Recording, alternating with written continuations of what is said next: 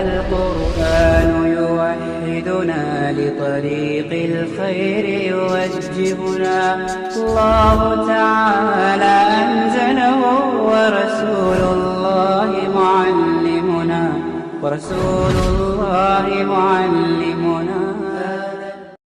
الحمد لله رب العالمين والعاقبة للمتقين والصلاة والسلام على أشرف الأنبياء والمرسلين نبينا محمد وعلى آله وأصحابه أجمعين أما بعد أعوذ بالله من الشيطان الرجيم من همزه ونفخه ونفثه يا أيها الناس اتقوا ربكم الذي خلقكم من نفس واحدة وخلق منها زوجها وبث منهما رجالا كثيرا ونساء واتقوا الله الذي تساءلون به والأرحام إن الله كان عليكم رقيبا. سورہ آل عمران کی تلاوت کل تراویح میں ختم ہوئی تو سورہ نساء بھی شروع ہوئی. تقریباً 1.5-2 صفحے کی کل شروع ہوئی تھی. آج تقریباً پونی صورت ہو چکی ہے. ابھی پو پارا تقریباً باقی ہے جہاں سورہ نساء ختم ہوگی. محترم حاضرین، اس صورت میں بہت سی باتیں ہیں اور آپ جانتے ہیں کہ مدنی صورتوں میں احکام بہت زیادہ ہوتے ہیں، بہت طویل بھی ہوتے ہیں. ہم اپنی بات کو سمیٹتے ہوئے انشاءاللہ 10-15 منٹ میں کچھ باتیں آپ کے سامنے رکھیں گے. محترم حاضرین، یہ صورت کے جو نام ہے اس کا بھی اپنا معنی ہے. سورۃ البقرہ کا مطلب کیا ہے؟ گائے، جیسا کہ اس کی وجہ بتائی جا چکی ہے درس میں. اس کے بعد تیسری صورت ہے سورہ آل عمران. عمران کا مطلب کیا ہے؟ حضرت عیسیٰ کے نانا کا نام عمران تھا، ان کی طرف نسبت کر کے آل عمران کہا گیا. یہ قرآن کی تیسری صورت ہے. اور قرآن کی جو چوتھی صورت ہے سورۃ النساء. النساء کا مطلب جو ہے تو عورت. اللہ تبارک و تعالیٰ کی شان دیکھیے، اللہ تعالیٰ نے مرد کو پیدا کیا، عورت کو پیدا کیا. کہیں مرد کے نام سے کوئی قرآن میں سورۃ الرجال نہیں ہے، مردوں کی صورت. اللہ نے عورتوں کے نام سے صورت اتاری اور یہ بتایا کہ جیسے مرد کو دنیا میں جینے کا حق ہے ویسے عورت کو بھی جینے کا حق ہے. محترم حاضرین، سورۃ النساء یہ کب اتری ہے اس کے بارے میں ہمیں ایک روایت ہے، صحیح بخاری میں ملتی ہے. حضرت عائشہ رضی اللہ عنہا کہتی ہیں اللہ کی نبی صلی اللہ علیہ وسلم کے پاس جب میں آئی اور آپ صلی اللہ علیہ وسلم نے میرے سے اپنی ضرورت پوری کی تو اس وقت سورہ النساء آپ کے اوپر اتری ہے. لہٰذا معلوم ہوا کہ سورۃ النساء مدینہ آنے کے بعد نبی کریم صلی اللہ علیہ وسلم پر اتری ہے. محترم حاضرین، اس سورت کو سلف صالحین بڑا پسند کرتے تھے. حضرت عبداللہ ابن مسعود رضی اللہ عنہ کہا کرتے تھے سورۃ النساء کی 5 آیتیں مجھے سرخ اونٹوں سے زیادہ پسند ہیں. سرخ اونٹ کا مطلب عرب کے پاس سرخ اونٹ بڑی جو ہے قیمتی چیز ہوا کرتی تھی. ابن مسعود کہتے ہیں کہ مجھے سورۃ النساء کی 5 آیتیں سرخ اونٹوں سے زیادہ پسند ہیں. اللہ کی نبی صلی اللہ علیہ وسلم کے صحابہ اس سورت کو بڑا پسند کرتے تھے. معزز حاضرین، یہاں خواتین اسلام بھی ہیں. ہم اس درس کے ذریعے ان کو 1-2-3 پیغام دینا چاہیں گے. اسلامی ماؤں اور بہنوں، آپ دیکھیے آج جس حالت میں ہے نا، جس حالت میں آپ ہیں، اللہ تبارک و تعالیٰ کا شکر ادا کرو. ایک وقت وہ تھا جب کہ عورت کو دنیا میں جینے کا حق ہی نہیں تھا. اسلام نے آ کر عورت کو اتنا اونچا اٹھایا، لکھنے والوں نے اتنا لکھا ظہور اسلام کے بعد عورت کو نئی زندگی ملی. اسلام سے پہلے عورت آلے ہوس کے علاوہ اور کچھ نہیں تھی. کیا کیا حال تھا اس کا؟ اس کو مارا جاتا تھا، جو ہے وراثت سے محروم کر دیا جاتا تھا. اگر اسے حیض آتا ساتھ میں کھاتے نہیں تھے. اگر طلاق اور خلا کی بات آتی تو بند کر دیتے تھے. پتہ نہیں کیا کیا مسائل تھے. لیکن اسلام میں آیا تو عورت کو اتنا اونچا اٹھایا. اگر ہم یہ کہیں تو غلط نہ ہوگا، عورت کے اوپر اسلام کے اتنے احسانات ہیں. اگر کوئی مسلمان عورت اپنی پوری زندگی ان احسانات کو چکانے کی کوشش کرے اپنی زندگی میں کبھی نہیں چکا سکتی. اسلام کے اتنے احسانات ہیں عورت پہ. محترم حاضرین، عورت پر اسلام کے کیا کیا احسانات ہیں؟ سب سے پہلے عورت کو اسلام نے یہ بتایا مرد جیسے مخلوق ہے عورت بھی ایک مخلوق ہے. چنانچہ اللہ کی نبی صلی اللہ علیہ وسلم ایک حدیث میں فرماتے ہیں انما النساء شقائق الرجال. آپ نے فرمایا جیسے مردوں کو دنیا میں ہر ایک حق ملتا ہے ویسے ہر ایک عورت کو مکمل طور پر حق ملنا چاہیے. اسی طریقے سے محترم حاضرین، اسلام نے آ کر عورت کے اوپر دوسرا بڑا احسان کیا. وہ کیا؟ آپ جانتے ہیں جاہلیت میں جائیداد تقسیم ہوتی عورت مظلوم ہو جاتی، کچھ نہ ملتا، نہ بچوں کو ملتا نہ عورتوں کو ملتا، بس وہ للچائی ہوئی نگاہوں سے بیٹھ کر رونے کے علاوہ سوا کچھ نہ تھا۔ لہذا عرب میں کس کو جائیداد ملتی تھی؟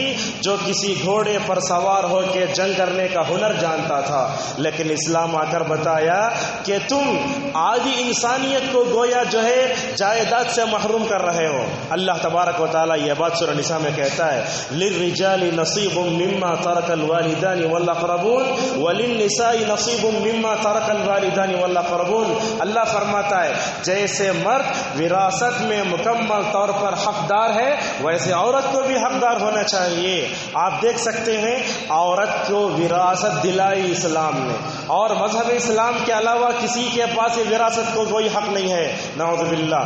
اس کے خود اس کے بجائے ہم قرآن پر ایمان رکھتے ہیں، نبی کریم صلی اللہ علیہ وسلم پر ایمان رکھتے ہیں۔ اگر ہم آج اپنے سوسائٹی اور سماج کا جائزہ لے کر دیکھیں، ہمارے مسلمانوں میں جائیداد کی لڑائیاں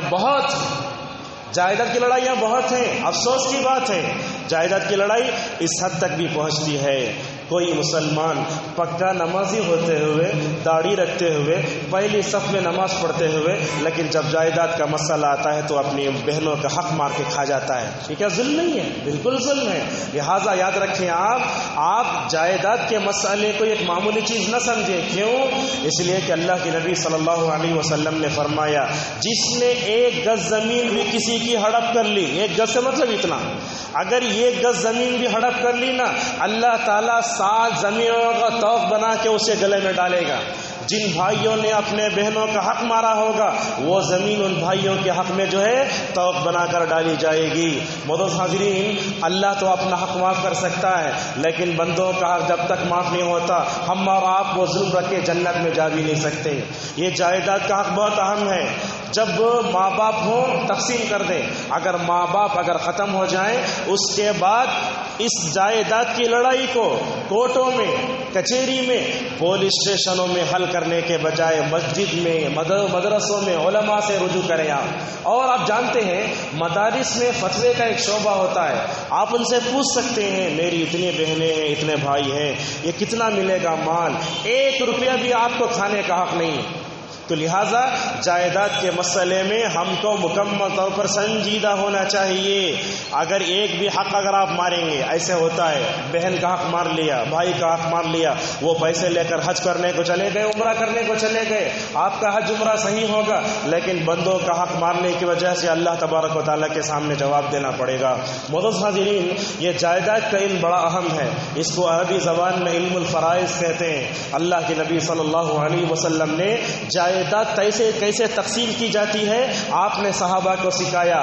ابو بکر اس میں پرفیکٹ، ابو بکر، عمر، عثمان، اور صحابہ میں ایک صحابی تھے جن کا نام تھا زید بن ثابت، یہ تو جائیداد تقسیم کرنے کے جو ہے علم میں بہت اونچے تھے، اور ابن عباس رضی اللہ عنہ کو بھی بڑا علم حاصل تھا۔ لہذا ہم آپ سے کہنا چاہتے ہیں آپ نماز پڑھو، روزہ رکھو، زکوٰۃ دو، سب کرو، لیکن جائیداد کا مسئلہ آئے تو حق مکمل طور پر دینے کی کوشش کرو، وہاں حق مار کر مت کھاؤ۔ معزز حاضرین، اسی طریقے سے عورت کے اوپر اسلام نے اور ایک احسان کیا، وہ کیا؟ عورت پر بڑا ظلم ہوتا تھا، جائیداد نہیں دی جاتی تھی، اور کیا ہوتا تھا اگر ایسے ہوتا بھابھی کا اگر شوہر مر جاتا، دیور جٹ اس سے شادی کر لیتے، جاہلیت میں ایسے ہوتا تھا۔ اسلام نے آ کر عورت کے اوپر ہونے والے ان سب ظلم کو منع کر کے اس کو انصاف کا حق دلوایا۔ بہت اور ایک بات ہے، اسلام نے عورت پر بڑا احسان کیا، وہ کیا؟ اگر آپس میں شوہر بیوی کے اختلافات ہو جائیں، اختلافات ہوتے ضرور ہیں، اختلافات ہو جائیں، اس کو حل کرنے کا طریقہ سکھایا۔ کیا فرمایا؟ واللاتی تخافون نشوزہن فعظوہن۔ اگر تمہیں اپنی بیوی سے لڑائی ہو گئی یا بیوی شوہر سے لڑائی ہو گئی، کیا کرنا چاہیے؟ شوہر کو کہا گیا کہ سب سے پہلے نصیحت کرو اپنی بیوی کو، پہلا اسٹیج۔ دوسرا کہا وَاهْجُرُوهُنَّ فِي الْمَضَاجِعِ، اگر نصیحت کرنے کے بعد بھی تمہاری بیوی نہیں سدھری تو کیا کرنا؟ بستر میں پلٹ کر سو جانا، دوسرے کمرے میں نہیں جانا، ایک ہی بستر میں سونا، پلٹ کر سو جانا۔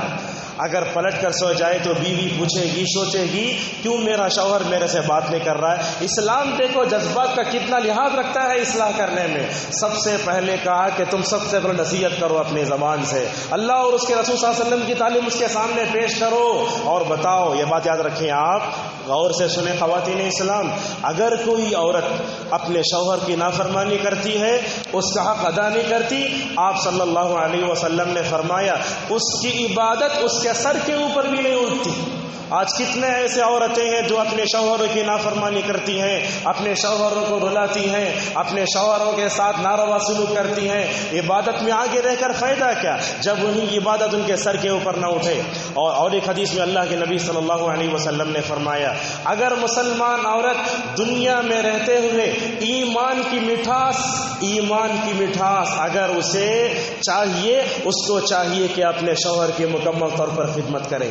معزز حاضرین، کہا نصیحت کرو، دوسرا اسٹیج یہ ہے کہ تم کیا کرو، بستر میں پلٹ کر سو جاؤ، تیسرا اسٹیج یہ ہے کہ ان کو مارو۔ لیکن آج ہم نے اس ترتیب کو الٹ دیا ہے، سب سے پہلے مارنے پر جاتے ہیں۔ استغفر اللہ۔ پہلی بات کیا، نصیحت کرو، بعد میں بستر میں الگ کرو، تیسری بات ان کو مارو۔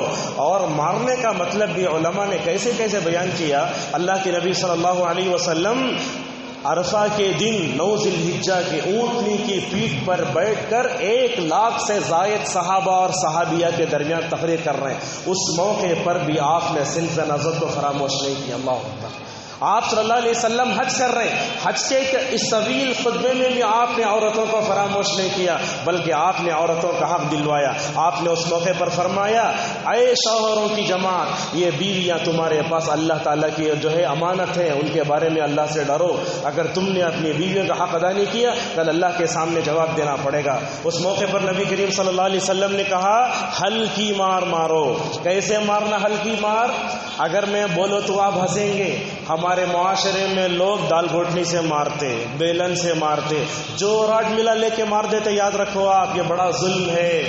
عورت کو اللہ کے نبی صلی اللہ علیہ وسلم نے شیشے سے تشبیہ دے کر بتایا۔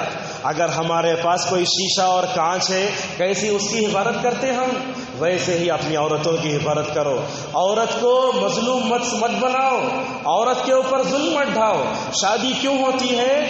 اللہ تعالیٰ نے اس کے اندر جو نقص رکھا ہے مرد اس کو پورا کرتا ہے، لہٰذا آپ صلی اللہ علیہ وسلم نے کہا ہلکی مار مارو۔ ابن عباس رضی اللہ عنہما نے بڑی اچھی بات بتائی، اگر کوئی شوہر اپنی بیوی کو مارنا چاہتا کیسے مارے؟ فرمایا مسواک سے مارو۔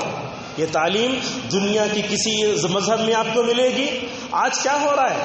سالن پھیکا طلاق، وہ ہوا خلا، کوئی بھی چیز ہوئی، میکے کے گھر گئی، آنے میں لیٹ ہوا فوراً مارا ماری دھاڑ، یہ سب کیا ہے؟ اگر آپ اپنی بیوی کو بچوں کے سامنے ماریں گے بچے روئیں گے، اور ایسا ہوگا باپ کے خلاف ان کا ذہن بنے گا اور ماں کی محبت کی طرف چلے جائیں گے۔ لہٰذا صحابہ اکرام کہتے ہیں مارنا ہو تو مسواک سے مارو، بیلن سے، دال گھوٹنی سے، راڈ سے مارنے کا حق کسی کو نہیں ہے۔ قربان جاؤ نبی کریم صلی اللہ علیہ وسلم کی زندگی پر۔ حضرت عائشہ رضی اللہ عنہ کہتی ہیں اللہ کے نبی صلی اللہ علیہ وسلم نے اپنی زندگی میں کسی عورت پر ہاتھ نہیں اٹھایا۔ 11 بیویاں آپ نے سنبھالی، ایک ساتھ 9 بیویوں کو سنبھالا۔ ہم ایک بیوی کو سنبھال نہیں سکتے، 9 بیویوں کو، اس میں وہ بھی پورے شادی شدہ سوائے عائشہ کے، ہر ایک کی دوسری شادی، عائشہ کی پہلی شادی تھی۔ اور اللہ کے نبی صلی اللہ علیہ وسلم کا کمال کیسے تھا؟ آپ صلی اللہ علیہ وسلم اپنی بیویوں کے ساتھ بچوں کی طرح رہا کرتے تھے۔ اپنے بیویوں کو رلاتے نہیں بلکہ روتے تو آنسو پہنچتے تھے۔ اللہ اکبر، یہ اسوہ ہمارے نبی کا۔ ایک مرتبہ ایسے ہوا، یہ بتاتے ہیں اس لیے کہ یہاں شادی شدہ لوگ زیادہ ہیں، اس چیز کی ہمیں بڑی سخت ضرورت ہے، ہم اپنی بیوی کے ساتھ کیسے رکھیں۔ ایسے ہوا ایک مرتبہ اللہ کے نبی صلی اللہ علیہ وسلم سفر میں ہیں، پورے لوگ اچھی تیز اونٹنیوں پر بیٹھ کر چلے گئے، آپ نے صفیہ رضی اللہ عنہا کو، آپ کی بیوی ہیں، ایک اونٹنی پر بٹھایا۔ دیکھو بیٹھنے گئے تو صفیہ کو چڑھنے نہیں ہو رہا ہے، آپ صلی اللہ علیہ وسلم اپنا مبارک پیر دے رہے ہیں، کہتے صفیہ اس پیر پر چڑھ کر تم اونٹنے پر بیٹھ جاؤ۔ ٹھیک ہے، اپنی بیویوں کا کہا ہم اتنا خیال کرتے ہیں، یہاں دیکھو ٹھیک ہے۔ اللہ کے نبی صلی اللہ علیہ وسلم مدینہ پہنچ گئے، حضرت صفیہ دیر سے مدینہ آئی، اس لیے کہ ان کا اونٹ آہستہ آہستہ آیا، تیز سست چل رہا تھا۔ جیسے ہی مدینہ پہنچے حضرت صفیہ کی آنکھوں میں آنسو آ گئے، رونے لگی۔ اور وہ عورت تھی، اللہ کے نبی صلی اللہ علیہ وسلم کو معلوم ہوا، اللہ کے نبی قریب گئے، آپ نے پوچھا صفیہ کیوں روتی؟ اپنے مبارک ہاتھ سے اپنے بیوی کے آنسو پوچھنے لگے۔ ہم تو مار کے اپنے دوستوں میں بولتے کل نے ہم نے بہت پیٹا اپنی بیوی کو، یہ اسوہ ہے ہمارے اندر کہ ہماری بیوی روئے اور اب ہم نے اپنے ہاتھوں سے ان کے آنسو پوچھے۔ آپ نے پوچھا صفیہ کیوں روتی ہو؟ کہنے لگی یا رسول اللہ آپ تیز اونٹ پر بیٹھ کر آ گئے نا، ہم کو کمزور اونٹ پر بٹھائے، بہت دیر سے ہم پہنچے۔ معزز حاضرین، نبی کریم صلی اللہ علیہ وسلم اپنی بیویوں کے ساتھ کیسے محبت سے پیش آتے تھے، ایک دو مثالیں بیان کر کے ہم اپنی بات کو آگے بڑھاتے ہیں۔ عائشہ رضی اللہ عنہا کبھی غصے میں آ جاتے، غصے میں آتی تو کیا کہتی؟ ابراہیم کے رب کی قسم، اور جب خوش ہو جاتی تو کہتی محمد صلی اللہ علیہ وسلم کے رب کی قسم۔ اللہ کے نبی پوچھتے عائشہ سے، عائشہ یہ تم کہتی ہو نا، غصے میں آتی ہو کہتی ہو ابراہیم کے رب کی قسم، اور جب تم اچھی ہوتی ہو نا تم کہتی ہو محمد صلی اللہ علیہ وسلم کے رب کی قسم۔ اور معزز حاضرین، آج ہم دیکھتے ہیں شوہر بیوی میں جو محبت ہونا چاہیے نا، وہ محبت کا خاتمہ ہو چکا ہے۔ کیوں ہوا وہ بھی ہم آپ کو بتاتے ہیں۔ کیوں ہوا؟ فلموں کے فرضی محبت کی وجہ سے، سیریلوں کی وجہ سے یہ محبت کا خاتمہ ہوا۔ آج محبت شوہر بیوی میں بہت کم ہے۔ قربان جاؤں نبی کریم صلی اللہ علیہ وسلم کی اس محبت پر۔ اللہ کے نبی صلی اللہ علیہ وسلم گوشت جہاں اپنا منہ رکھ کے قطرتے، عائشہ وہیں رکھ کر اپنا منہ قطرا کرتی تھی۔ اللہ کے نبی جہاں گلاس میں منہ رکھ کر پانی پیتے، عائشہ برابر دیکھتی رہتی اللہ کے نبی کا منہ کہاں لگا، میں وہاں اپنا منہ لگا کر پانی پیوں۔ آج حال یہ ہے شوہر پانی رکھ دے گلاس، بیوی جو ہے پانی پھینک کر کھنگال کے اس کو پیتی۔ آج شوہر اور بیویوں کے در محبت کا خاتمہ ہو چکا ہے۔ معزز حاضرین، اس صورت میں اللہ نے ساری باتیں بتائیں، اور اللہ تبارک و تعالیٰ نے اس آیت میں اور کئی باتیں بتائیں۔ معزز حاضرین، اللہ تبارک و تعالیٰ اس صورت میں بتاتا ہے مثالی خاندان بنتا کیسے ہے، انسان کے لیے حرام رشتے کون سے ہیں جن کے سامنے انسان جا سکتا ہے۔ ماں ہے، خالہ، پھوپھی ہے، بھانجی، بھتیجی، ساس، ایسے پورے رشتے اللہ تبارک و تعالیٰ نے گنوائے کہ جن کے لیے محرم کون، غیر محرم کون۔ آج معاشرے میں ان تمام چیزوں کو مٹا دیا گیا۔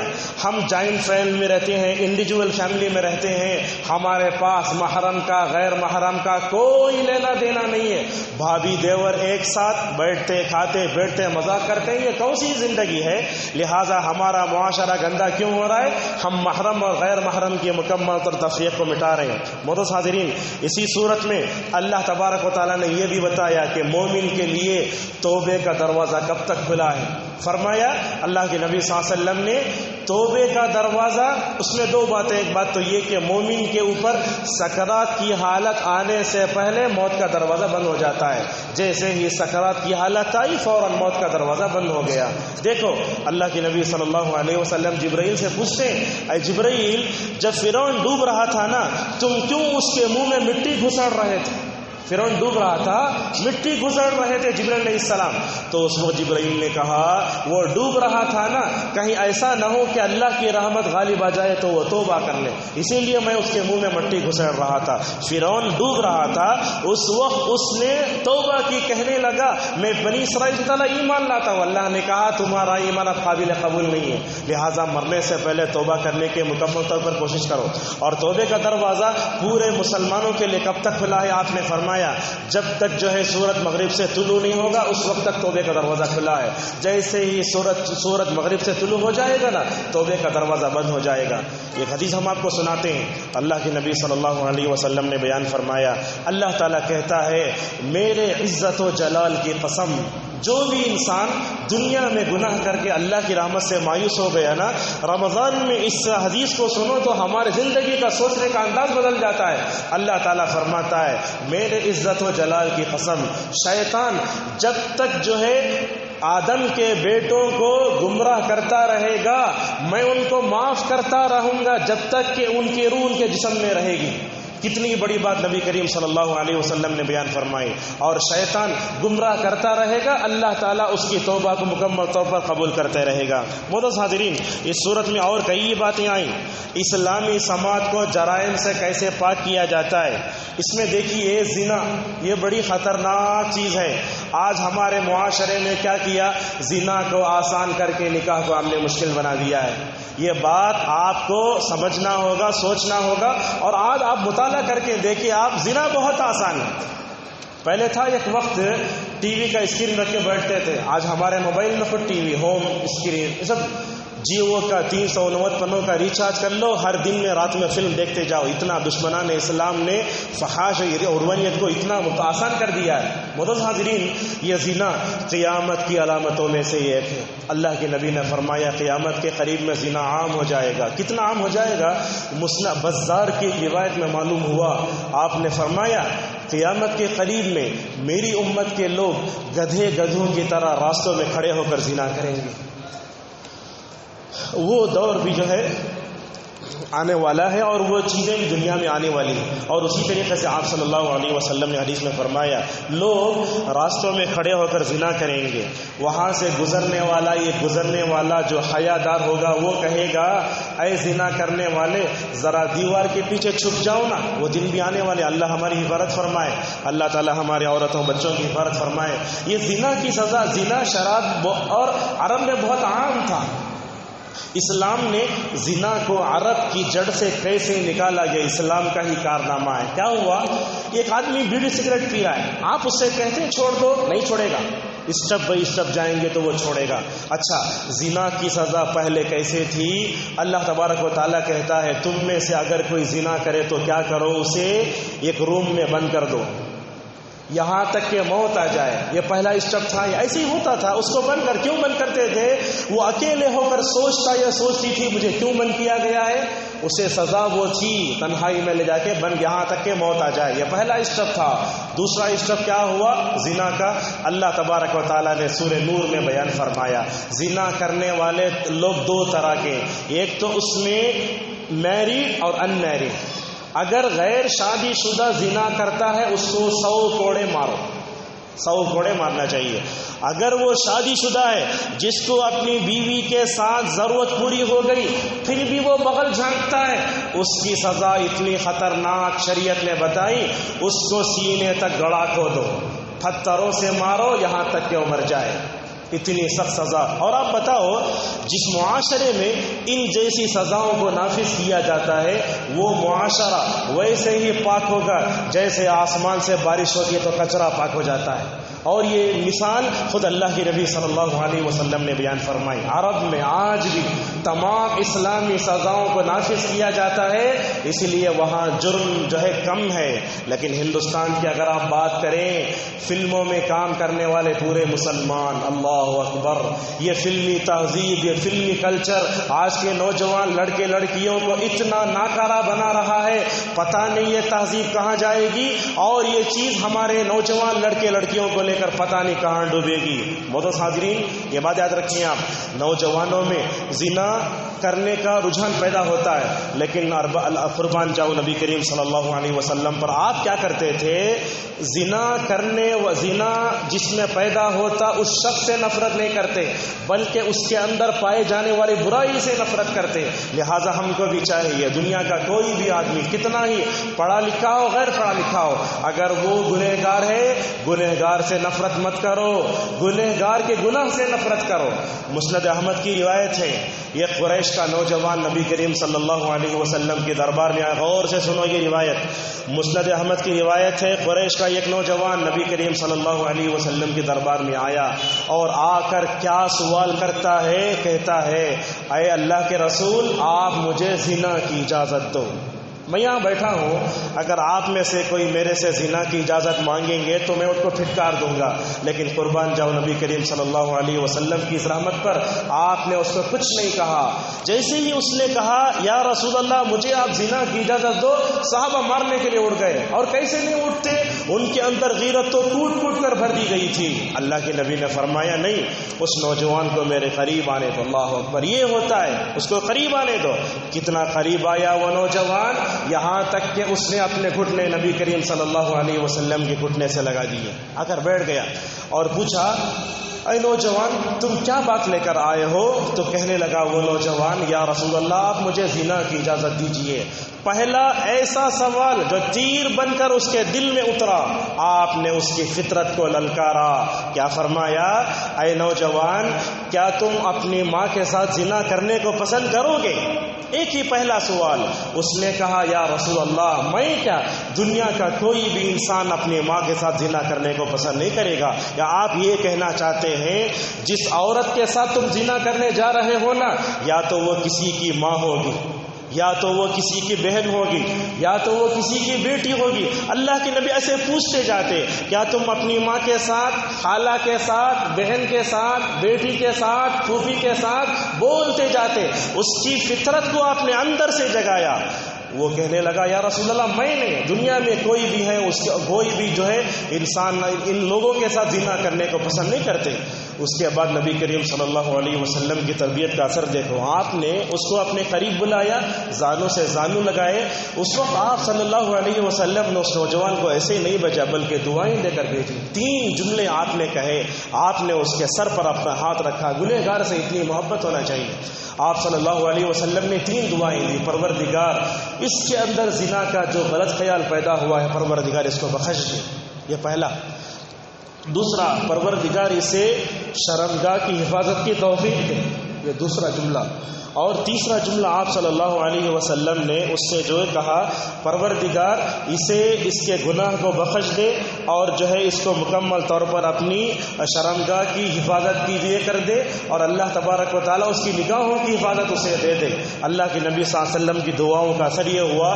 راوی حدیث کہتے ہیں وہ نوجوان اپنی زندگی میں کبھی زنا کی طرف نہیں گیا. لہٰذا آج ہمارے معاشرے میں جو نوجوان موبائل لے کے لڑکیوں کے پیچھے پڑتا ہے وہ ہماری رحمت کے سب سے زیادہ مستحق ہیں.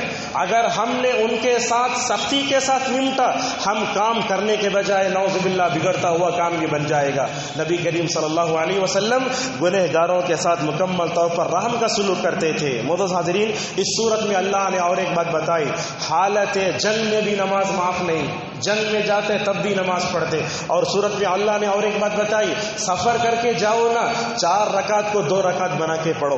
جیسے مغرب اور فجر اپنے اصل پر باقی رہے گی، لیکن ظہر، عصر، عشاء ان 4 نمازوں کو 2 بنا کے پڑھیں گے جیسا کہ نبی کریم صلی اللہ علیہ وسلم نے پڑھا. معزز حاضرین اس صورت کی آخری 3 باتیں ہیں، بیان کر کے اپنی بات کو ختم کریں گے. صحابہ اکرام کے اندر نبی کریم صلی اللہ علیہ وسلم کی محبت بڑی عجیب و غریب ہو جایا کرتی تھی. ایک صحابی کہتے ہیں میں اپنے گھر میں رہتا ہوں، اچانک مجھے نبی کریم صلی اللہ علیہ وسلم کی یاد آ جاتی ہے. جب تک میں آ کر اپنے آنکھوں سے اللہ کے نبی کو نہیں دیکھ لیتا اس وقت تک مجھے چین نہ ملتا. اللہ کے نبی صلی اللہ علیہ وسلم کے صحابہ کرام ایسا ٹوٹ کر چاہتے تھے. تو ان صحابہ کے بارے میں یہ آیت اتری، جو آدمی اللہ اور اس کے رسول صلی اللہ علیہ وسلم کی اطاعت کرتا ہے نا، اللہ تعالیٰ ایسے لوگوں قیامت کے دن نبیوں کے ساتھ اٹھائے گا، صدیقین اٹھائے گا، شہداء اور سارے اٹھائے گا. معزز حاضرین ہم اللہ کے نبی صلی اللہ علیہ وسلم پر ایمان لاتے ہیں، ہمارے ساتھ آپ کی محبت بھی ہے، لیکن یہ بات یاد رکھو جنت میں اللہ کے نبی کے ساتھ رہنے کی دنیا میں تمنا کرو اور دعائیں بھی کرو. ایک صحابی تھے جو اللہ کے نبی کی بڑی خدمت کرتے تھے. وہ ایک دن اللہ کے نبی نے پوچھا اے ربی تمہیں کیا یہ خواہش ہے، بولو.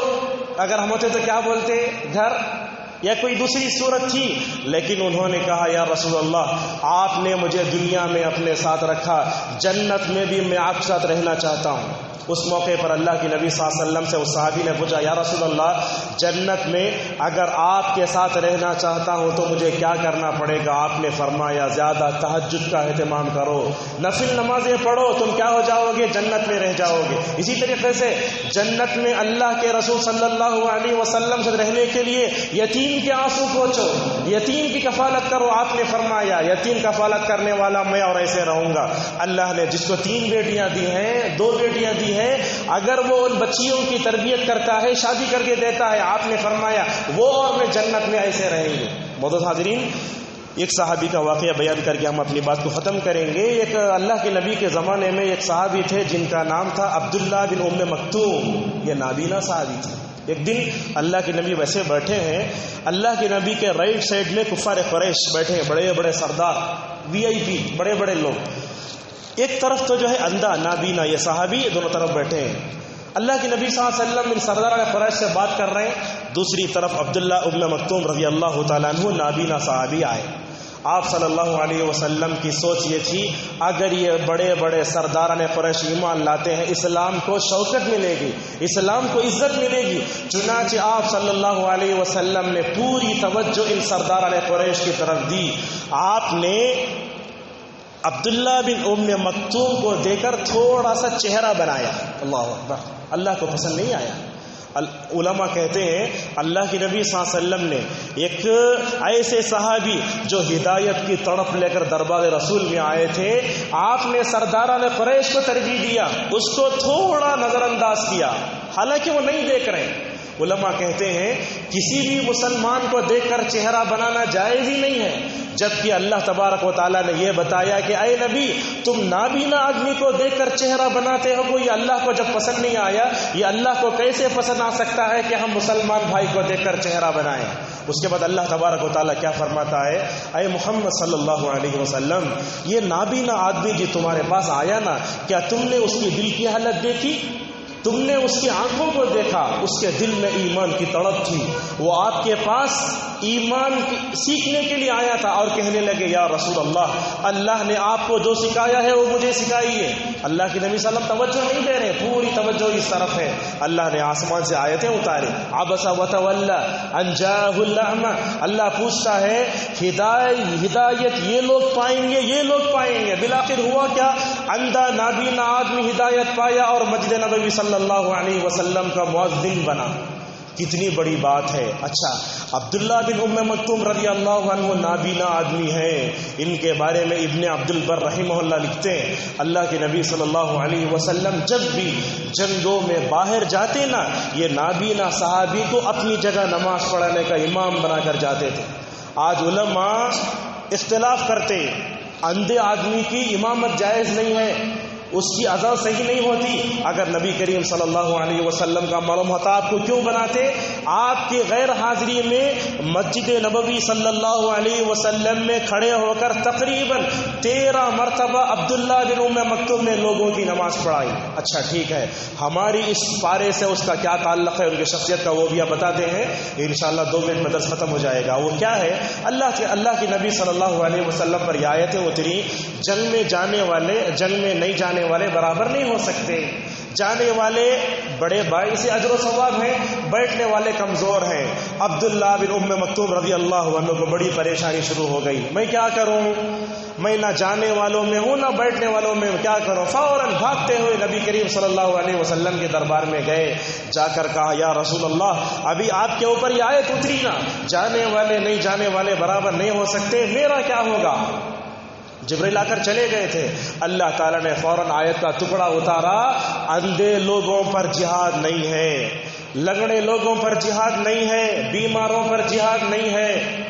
ٹھیک ہے، 7 آسمانوں کے اوپر سے اللہ نے قیامت تک کے لیے وعدہ سنا دیا کہ اندھے لوگوں پر جہاد نہیں ہے، لیکن ان کے دل میں شہید ہونے کی بڑی تمنا۔ غزوہ قادسیہ ایک موقع آیا، اس وقت ہاتھ میں جھنڈا لیا حضرت عبداللہ بن مکتوم رضی اللہ عنہ نے، جھنڈا لے کر کہا اندھے ہیں، نہ تلوار نظر آتی، نہ میدان نظر آتا، نہ کچھ نظر آتا۔ کیا کہنے لگے؟ اقیمونی فی صفوف المسلمین، مجھے جا کے، میں مسلمانوں کی طرف سے لشکر کا پورا جھنڈا پکڑے ہوئے ہوں، مجھے جا کر مسلمانوں کے صفوں کے درمیان میں کھڑا کر دو۔ اور غزوہ قادسیہ میں شہید بھی ہو گئے۔ یہ صحابہ کرام کا جذبہ تھا، جن کی آنکھیں نہیں تھی اللہ نے قیامت تک کے لیے ان کے بارے میں کہہ دیا کہ جہاد تمہارے لیے معاف ہے، لیکن اللہ کے راہ میں شہید ہونے کی تڑپ ان کے اندر کتنی تھی، جا کر غزوہ قادسیہ میں مکمل طور پر شہید ہو گئے۔ منافقین کے کچھ اوصاف تھے، اور انشاءاللہ کل کی تلاوت میں جو ہے یہودیوں کچھ اوصاف آئیں گے، وہ کل بیان کریں گے۔ اللہ تبارک و تعالیٰ سے ہماری دعا ہے اللہ تعالیٰ ہم تمام کو اپنی اپنی بیویوں کے ساتھ حسن سلوک کرنے کی توفیق عطا فرمائے، اور عورتوں پر جو اسلام کے احسانات ہیں، مسلمان عورتوں کو ان احسانات کو یاد کرتے ہوئے مکمل طور پر جو ہے عملی زندگی گزارنے کی توفیق عطا فرمائے۔ وآخر دعوانا الحمدللہ رب العالمین۔